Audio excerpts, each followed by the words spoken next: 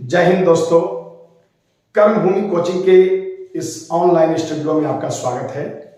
आज Bihar board inter second year के हिंदी पाठ्यक्रम का जो सिलेबस है, जिसके अंतर्गत लगभग 10 प्रश्न फाइनल एग्जाम में पूछा जाएगा, उसके अंतर्गत पाठ्यक्रम में शीर्षक और लेखक लेखिका का नाम, चाहे वह गद्य खंड हो या काव्य खंड, तो इससे संबंधित जो भी ऑब्जेक्टिव प्रश्न बनते हैं तो उसमें आपको शीर्षक और लेखक का नाम याद होना ही चाहिए।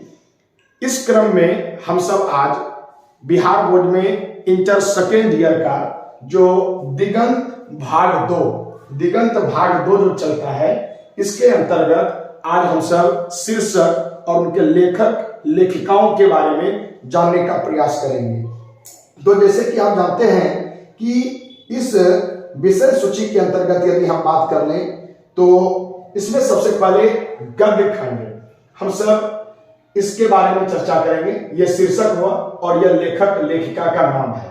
तो आप इन्हें घर में कई बार सुनिए और दोहराइए, जिससे कि 10 नंबर आपको ऑब्जेक्टिव में तो मिले ही मिले, लेकिन जब आप किसी का सारांश लिखते हैं या फिर व्याख्या करते हैं तो उसमें भी यहाँ का जो है अंक आपको बहुत ही अधिक मिलने वाला है।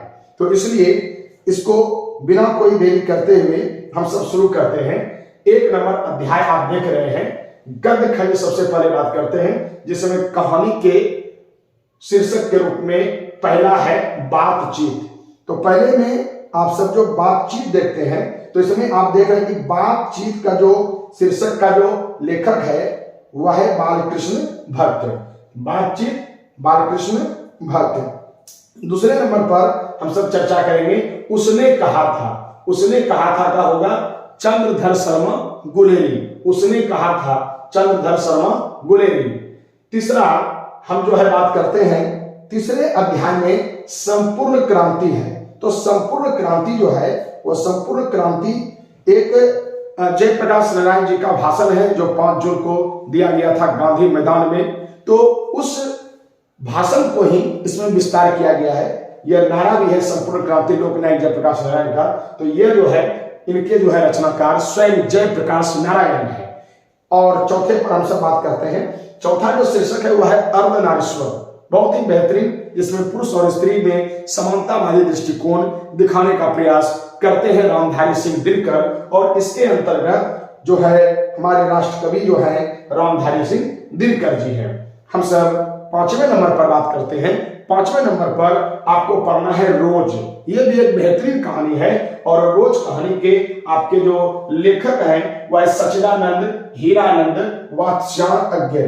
सच्चिदानंद हीरानंद वात्स्यायन अज्ञे। परीक्षाओं में अज्ञे जी का फुल फॉर्म भी पूछा जाता है, पूर्ण रूप भी पूछा जाता है कि अज्ञे का पूर्ण रूप क्या है, अज्ञे का पूरा नाम क्या है। तो इसमें भी आपको जानना चाहिए कि सच्चिदानंद हीरानंद वात्स्यायन अज्ञे। चलिए दोस्तों, हम सब बात करते हैं 6ठे नंबर पर। और 6ठे नंबर पर जो शीर्षक का नाम है एक लेख और एक पत्र। एक बेहतरीन क्रांतिकारी युवा साथी शहीद आजम भगत सिंह की यह रचना है। और एक लेख और एक पत्र के जो है रचनाकार भगत सिंह है, क्योंकि भगत सिंह के ही पत्र से इनको लिया गया है। तो निश्चित तौर पर इनके जो है रचनाकार भगत सिंह ही माने जाएंगे। और 7वें नंबर पर हम सब बात करते हैं ओ सदा नीरा। उस बिहार की धरती जो कि चंपारण की धरती है, जहां पर जगदीश चंद्र माथुर जी कभी रहा करते थे। और जब उस गंडक नदी की कहानी ओ सदा नीरा को लिखने का काम किया तो पूरे वह फेमस हो गए थे। और इसके लेखक हैं जगदीश चंद्र माथुर। ओ सदा नीरा जगदीश चंद्र माथुर। और भी हम सब बात करते हैं। टोटल आप जानते हैं कि 12 अध्याय को हम सबको पढ़ना है और अभी तक हम सब ओ सदा नीरा जगदीश चंद्र माथुर तक पढ़ चुके हैं। तो अब हम सब बात करते हैं 8वें नंबर अध्याय पर। 8वें नंबर अध्याय का नाम है सिपाही की मां। बेहतरीन कहानी सिपाही की मां। और इसको लिखने वाले जो है वह है मोहन राकेश जी। एक मध्यम वर्गीय परिवार के बच्चे किस प्रकार सिपाही बनते हैं, अपनी आकांक्षाओं को पूरा करने के लिए जो जिद्दोजहद करते हैं, उसी के कहानी में जो है इसमें दिखाने का प्रयास किया गया है। सिपाही की मां मोहन राकेश। चलिए 90 नंबर पर हम सब चर्चा करते हैं। शीर्षक का नाम जैसा कि आप देख रहे हैं प्रगति और समाज। समाज परिवर्तनशील है, वह हमेशा जो है बदलते रहता है। और ऐसे क्रम में जो आप देखते हैं प्रगीत और समाज, यह बेहतरीन शीर्षक जो है और वैसे ही लेखक है डॉक्टर नामवर सिंह। डॉक्टर नामवर सिंह ने परिवर्तनशील समाज के बारे में इसमें बताने का काम किया है। हम सब अब बात करेंगे 10वें नंबर पर। 10वें नंबर में आप देखते हैं जूठन। हमारे वर्ण व्यवस्था में ब्राह्मण, क्षत्रिय, वैश्य और शूद्र का जो परिभाषा है उसी का एक कोर इस समाज में बना हुआ था, जिसमें कि वर्ण व्यवस्था था। तो इस वर्ण व्यवस्था में जो निचले तबके के लोग थे, जो डोमहारी, चमार, दुसाध, ऐसे लोगों के साथ जो बुरा बर्ताव होता था, उसी को लिखने का काम, करने का काम किया है ओम प्रकाश वाल्मीकि ने। चलिए हम सब 11 नंबर पर चर्चा करते हैं, हंसते हुए मेरा अकेलापन। एक आनंददायी लेखक, एक ऐसे लेखक जो अपने जीवन में जिद्दोजहद में जी रहे थे, ऐसे लेखक हैं मलयज जी।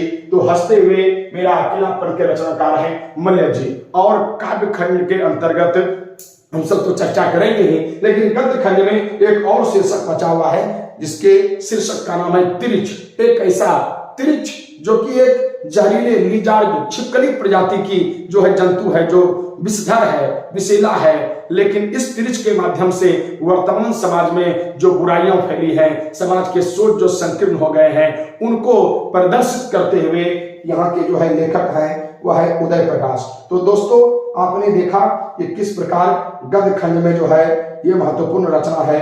एक बार याद करने की दृष्टिकोण से हम सब इसको दोहराने का काम करेंगे और हमारे साथ आप भी दोहराएंगे। तो हम सब शुरू करते हैं 1 नंबर बातचीत। लेखक बालकृष्ण भट्ट, उसने कहा था। लेखक चंद्रधर शर्मा गुलेरी। तीसरा है संपूर्ण क्रांति। लेखक जयप्रकाश नारायण। अर्धनारीश्वर। लेखक रामधारी सिंह दिनकर। रोज। लेखक सच्चिदानंद हीरानंद वात्स्यायन अज्ञेय। छठा नंबर है एक लेख और एक पत्र। इसके लेखक भगत सिंह। 7वां ओ सदा मेरा। इसके लेखक जगदीश चंद्र माथुर। 8वां सिपाही की मां मोहन राकेश। प्रगीत और समाज। लेखक डॉक्टर नामवर सिंह। 10वां नंबर जूठन। लेखक ओम प्रकाश वाल्मीकि। 11 नंबर हंसते हुए मेरा अकेलापन और लेखक मलयज। और 12 नंबर अध्याय है तिरिच और इसके लेखक है उदय प्रकाश। तो दोस्तों इनको याद करिएगा। और अब हम सब कुछ 1-2 मिनट के अंतर्गत अब हम सब काव्य खंड को देखने का काम करेंगे। काव्य खंड में कविताएं, पद, ये सभी आते हैं। तो इसके अंतर्गत पुनः दोस्तों याद करेंगे। पहला है करवक। इस करवक में मलिक मोहम्मद जैसी इसके रचनाकार हैं। मलिक मोहम्मद जैसी प्रेम मार्गी कवि, और इसने इस करवक में प्रेम मार्गी को महत्व दिया है, और जिसमें कि जैसी की बेहतरीन रचना आपको पद खंड के रूप में पढ़ने के लिए मिलेगा। इसमें दूसरा पद है एक सूरदास इनके लेखक है। तो देखिए पद जो होता है वह मध्यकालीन युग में भक्तिकालीन जो संत होते थे, जो साथ साथ कवि होते थे, सूरदास, तुलसीदास, कबीरदास, निम्बार्काचार्य, माधवाचार्य, वल्लभाचार्य, तो ये सब पद की रचना करते थे। तो पद एक शीर्षक है और उसके अंदर जब आप पढ़िएगा तो सूरदास का दर्शन आपको मिलेगा। तो दूसरे नंबर पद का सूरदास है, और तीसरा जो पद है उसमें जो है गोस्वामी तुलसीदास की रचना है, जो राम भक्ति की ओर प्रेरणा देता है। चौथे नंबर पर बात करेंगे छप्पन। छप्पन में नाभादास जी हैं, जिसमें कि नाभादास जी कबीरदास और सूरदास के बारे में उनकी भावनाओं को स्पष्ट करने का काम करते हैं।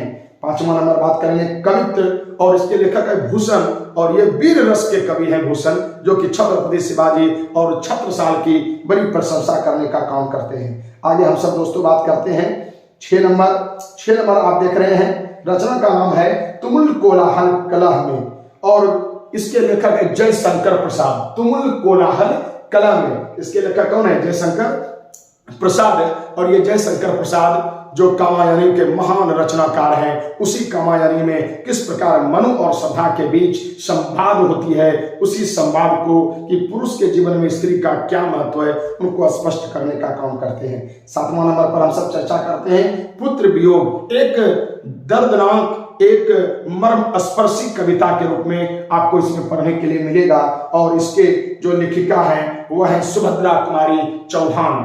अगले पर हम चर्चा करते हैं 8 नंबर उषा। प्रकृति के छटा को बिखरने वाली उषा, सूर्योदय के समय खिलने वाली उषा, वह सूर्य की पहली किरण को किस प्रकार कविताओं की भाषा में लिखने का काम किया है, उसी उषा शीर्षक के रचनाकार हैं शमशेर बहादुर सिंह। नंबर है जन जन का चेहरा एक, गजब सा रचना है जन जन का चेहरा एक, और इसके लेखक है गजानन माधव मुक्तिबोध। जन जन का चेहरा एक, गजानन माधव मुक्तिबोध। दोस्तों, चाहे आप अमेरिका में रहिए या एशिया में, भारत में रहिए, इंग्लैंड में, लेकिन है तो आप इंसान, और एक इंसान होने के नाते दुख दर्द हंसी हर्ष सबका बराबर होता है। इसी को उजागर करने का काम किया है जन जन का चेहरा एक में। 10वां नंबर पर बात करते हैं। यह है चैप्टर का नाम अधिनायक, और इसके लेखक हैं रघुवीर सहाय। अधिनायक के लेखक जो हैं वह है रघुवीर सहाय। अधिनायक का मतलब जिसके हम अधीन हैं वही मेरा नायक है और उनकी जय हो। एक व्यंग्यात्मक कविता इस देश की राजनीतिक गद्दारों पर लिखी गई कविता है, जो कि आप पढ़ेंगे। 11 नंबर चैप्टर है प्यारे नन्हे बेटे को, और इसके लेखक हैं विनोद कुमार शुक्ल। तो इसमें एक बालक के भोलेपन, बालिका के भोलेपन को दिखाया गया है, और जिसमें कि एक बेहतरीन सम्मान आपको देखने के लिए मिलेगा। 12 नंबर है, यह भी एक समसामयिक कवि हैं अशोक वाजपेयी, और उन्हीं की रचना है हार जीत। हार जीत, हार जीत के रचनाकार हैं अशोक वाजपेयी। और अंतिम जिस काव्य खंड की चर्चा कर रहे हैं वह है गांव का घर, और इसके जो लेखक हैं वह है ज्ञानेंद्र पति। तो दोस्तों, अब एक बार इनको दोहराने के लिए हम सब जो है याद कर लेंगे कि आपको बेहतरीन तरीके से ये याद हो जाए और आप कभी ना भूलें, इसलिए एक बार हमारे साथ दोहराएंगे। करवक, करवक के जो है लेखक है मलिक मोहम्मद जायसी। पद, तो पद 2 हैं, एक पद के लेखक है सूरदास और तीसरे में जो है तुलसीदास है। चौथा शीर्षक है छप है, इसके लेखक है नाभादास। 5वां है कवित, कवित के लेखक है भूषण, और इसके अंतर्गत 6ठे नंबर पर बात करेंगे तुमुल कोलाहल कलम में, इसके लेखक है जयशंकर प्रसाद। पुत्र वियोग सुभद्रा कुमारी चौहान। उषा शमशेर बहादुर सिंह। जन जन का चेहरा एक, गजानन माधव मुक्तिबोध। 10वां है अधिनायक, अधिनायक के रघुवीर सहाय। प्यारे नन्हे बेटे को, और इसके लेखक है विनोद कुमार शुक्ल। हार जीत, और इसके लेखक है अशोक वाजपेयी। और 13वां नंबर अध्याय है गांव का घर, और इसके लेखक है ज्ञानेंद्र पति। तो दोस्तों, आज हम बात किए दिगंत भाग 2 के इस मूलभूत प्रश्न जो कि 10 से 12 नंबर आपको दिला सकते हैं, तो आप इन्हें याद करें। और कर्म भूमि का जो ये नया चैनल केवल आर्ट के लिए संचालित किया जा रहा है, उनको आप सब्सक्राइब करें, क्योंकि इस चैनल का नाम है कर्म भूमि आर्ट वाला, कर्म भूमि आर्ट्स वाला। तो आप इसको सब्सक्राइब जरूर करें, और निश्चित आपको लेटेस्ट वीडियो सभी इतिहास, भूगोल, अर्थशास्त्र, हिंदी, समाजशास्त्र सभी विषयों का आपको चैप्टर वाइज मिलेगा, ऑब्जेक्टिव के साथ लेक्चर क्लास। तब तक के लिए धन्यवाद। जय हिंद, जय भारत।